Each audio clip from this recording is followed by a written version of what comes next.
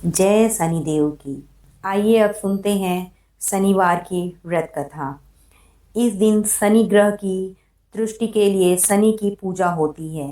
काला तिल, काला वस्त्र, तेल, उड़द दाल शनि को बहुत प्रिय है, इसलिए इनके द्वारा शनि की पूजा होती है। शनि की दशा को दूर करने के लिए यह व्रत किया जाता है। शनि स्रोत का पाठ भी विशेष लाभदायक सिद्ध होता है। कथा। एक समय सूर्य, चंद्रमा, मंगल, बुध, बृहस्पति, शुक्र, शनि, राहु और केतु इन ग्रहों में आपस में झगड़ा हो गया कि हम सब में से सबसे बड़ा कौन है। सब अपने आप को बड़ा कहते थे। जब आपस में कोई निश्चय ना हो सका तो सब के सब आपस में झगड़ते हुए इंद्र के पास गए और कहने लगे कि आप सब देवताओं के राजा हो, इसलिए आप हमारा न्याय करके बतलाओ कि हम सब 9 ग्रहों में सबसे बड़ा कौन है। राजा इंद्र इसका प्रश्न सुनकर घबरा गए और कहने लगे कि मुझ में यह सामर्थ्य नहीं है जो किसी को बड़ा या छोटा बतलाऊं। मैं अपने मुख से कुछ नहीं कह सकता हूँ। हाँ, एक उपाय हो सकता है। इस समय पृथ्वी पर राजा विक्रमादित्य दूसरों के दुखों का निवारण करने वाला है, इसलिए तुम सब मिलकर उन्हीं के पास जाओ, वही तुम्हारे दुखों का निवारण करेंगे। ऐसा वचन सुनकर सभी ग्रह देवता चलकर भूलोक में राजा विक्रमादित्य की सभा में जाकर उपस्थित हुए और अपना प्रश्न राजा के सामने रखा। राजा उनकी बात सुनकर बड़ी चिंता में पड़ गए कि मैं अपने मुख से किसको बड़ा और किसको छोटा बतलाऊं। जिसको छोटा बतलाऊंगा वही क्रोध करेगा। परंतु उनका झगड़ा निपटाने के लिए एक उपाय सोचा। उन्होंने सोना, चांदी, कांसा, पीतल, सीसा, रांगा, जस्ता, अभ्रक और लोहा 9 धातुओं के 9 आसन बनवाए। सब आसनों को क्रम से, जैसे सोना सबसे पहले और लोहा सबसे पीछे बिछाए गए। इसके पश्चात राजा ने सब ग्रहों से कहा कि आप सब अपने अपने सिंहासन पर बैठिए। जिसका आसन सबसे आगे वह सबसे बड़े और जिनका आसन सबसे पीछे वह सबसे छोटा। क्योंकि लोहा सबसे पीछे था और वह शनिदेव का आसन था, इसलिए शनिदेव ने समझ लिया कि राजा ने मुझको सबसे छोटा बना दिया है। इस पर शनिदेव को बड़ा क्रोध आया और कहा कि राजा, तू मेरे पराक्रम को नहीं जानता। सूर्य एक राशि पर 1 महीना, चंद्रमा 2.25 महीना 2 दिन, मंगल 1.5 महीना, बृहस्पति 13 महीने, बुध और शुक्र 1 महीने, परंतु मैं एक राशि पर 2.5 अथवा 7.5 साल तक रहता हूँ। बड़े बड़े देवताओं को भी मैंने भीषण दुख दिया है। राजन सुनो, राम जी को 7.5 आई और वनवास हो गया, और रावण पर आई तो राम और लक्ष्मण ने सेना लेकर लंका पर चढ़ाई कर दी, रावण के कुल का नाश कर दिया। हे राजा, अब तुम सावधान रहना। राजा कहने लगा, जो कुछ भाग्य में होगा देखा जाएगा। उसके बाद अन्य ग्रह तो प्रसन्नता के साथ चले गए, परंतु शनिदेव बड़े क्रोध के साथ वहां से सिधारे। कुछ काल व्यतीत हो जाने पर जब राजा को 7.5 की दशा आई तो शनिदेव घोड़ों के सौदागर बनकर अनेक सुंदर घोड़े के सहित राजा की राजधानी में आए। जब राजा ने सौदागरों के आने की खबर सुनी तो अश्वपाल को अच्छे अच्छे घोड़े खरीदने की आज्ञा दी। अश्वपाल ऐसी अच्छी नस्ल के घोड़े देखकर और उनका मूल्य सुनकर चकित हो गया और तुरंत ही राजा को खबर दी।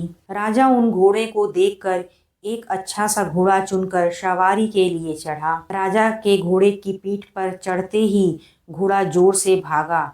घोड़ा बहुत दूर एक बड़े जंगल में जाकर राजा को छोड़कर अंतर्धान्य हो गया।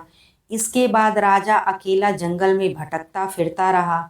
बहुत देर के पश्चात राजा ने भूख और प्यास से दुखी होकर भटकते भटकते एक ग्वाले को देखा। ग्वाले ने राजा को प्यास से व्याकुल देखकर पानी पिलाया। राजा की उंगली में एक अंगूठी थी। राजा ने उसे निकालकर प्रसन्नता के साथ ग्वाले को दे दी और शहर की ओर चल दिया। राजा शहर में पहुंचकर एक सेठ की दुकान पर जा बैठ गया और अपने आप को उज्जैन का रहने वाला तथा अपना नाम बीका बतलाया। सेठ ने उसको कुलीन मनुष्य समझकर जल आदि पिलाया। भाग्यवश उस दिन सेठ की दुकान पर बिक्री बहुत अधिक हुई। तब सेठ उसको भाग्यवान पुरुष समझकर भोजन कराने के लिए अपने साथ ले गया। भोजन करते समय राजा ने आश्चर्य की बात देखी कि खूंटी पर हार लटक रहा है और वह खूंटी उस हार को निगल रही है। भोजन के पश्चात कमरे में आने पर जब सेठ को कमरे में हार ना मिला तो सबने यही निश्चय किया कि सिवाय वीका के और कोई इस कमरे में नहीं आया, अतः अवश्य ही उसी ने हार चोरी किया है। परंतु वीका ने हार लेने से मना कर दिया। इस पर 5-7 आदमी इकट्ठे होकर उसको फौजदार के पास लाए।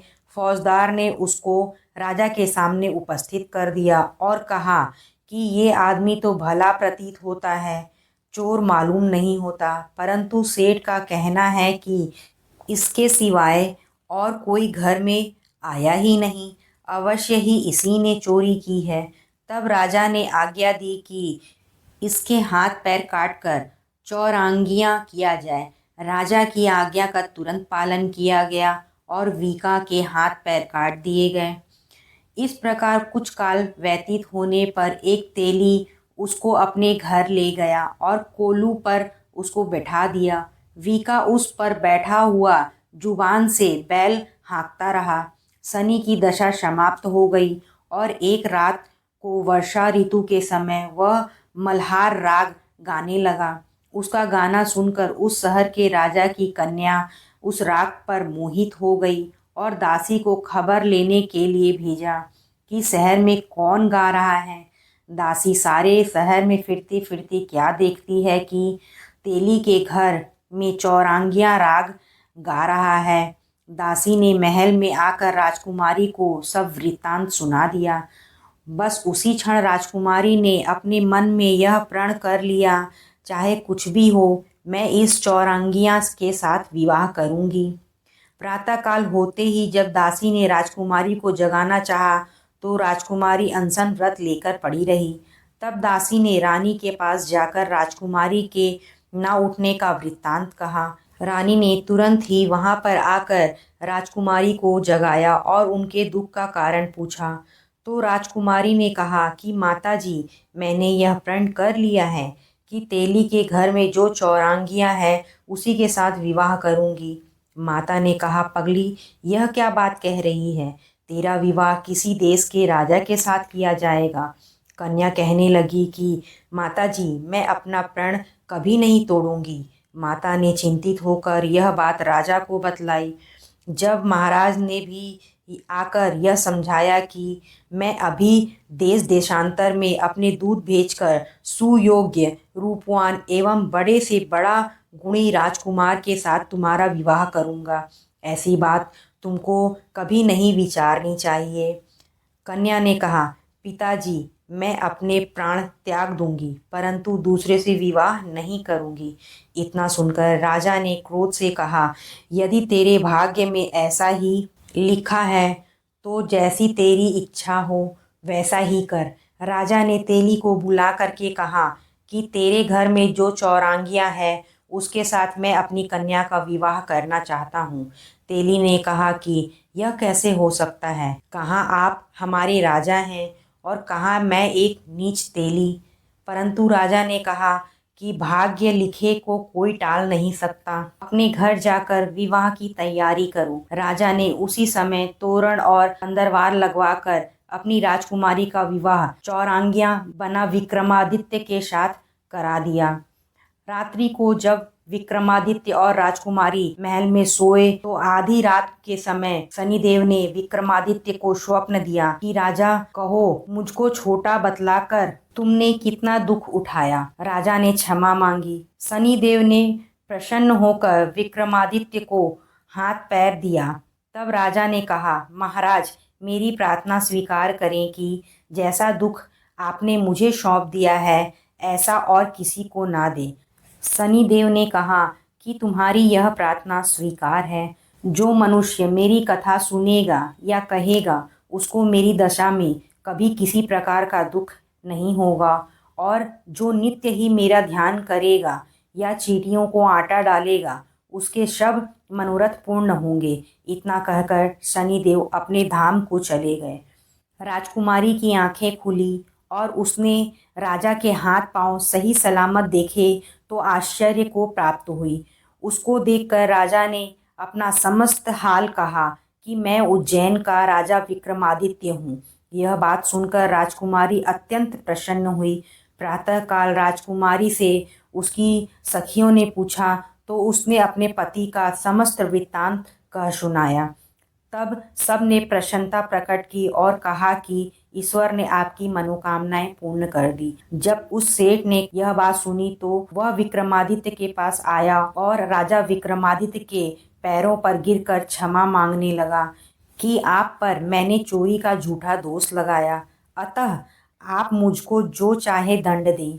राजा ने कहा, मुझ पर शनिदेव का कोप था, इसी कारण यह सब दुख मुझको प्राप्त हुआ। इसमें तुम्हारा कोई दोष नहीं है। तुम अपने घर जाकर अपना कार्य करो। सेठ बोला कि मुझे तभी शांति होगी जब आप मेरे घर चलकर प्रतिपूर्वक भोजन करेंगे। राजा ने कहा कि जैसी आपकी मर्जी हो वैसा ही करें। सेठ ने अपने घर जाकर अनेक प्रकार के सुंदर भोजन बनवाए और राजा विक्रमादित्य को प्रतिभोज दिया। जिस समय विक्रमादित्य भोजन कर रहे थे, एक अत्यंत आश्चर्य की बात सबको दिखाई दी। जो खूंटी पहले हार निगल गई थी वह अब हार उगल रही है।